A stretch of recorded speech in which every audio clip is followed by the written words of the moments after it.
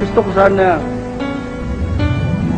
bago umuwi ang mga kabataang nakikinig sa akin, ay maiwan sa kanila ang aral ng Diyos kung papaano sila magkakaroon ng magandang kinabukasan.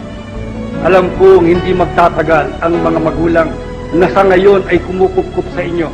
Bukas makalawa ay aalis sila sa mundong ito.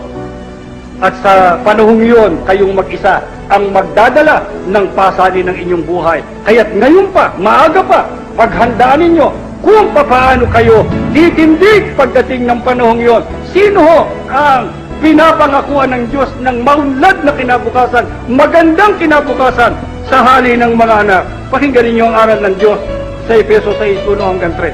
Mga anak, sundin ninyo ang inyong magulang alang-alang sa Panginoon, sapagkat ito ang nararapat. Tuloy.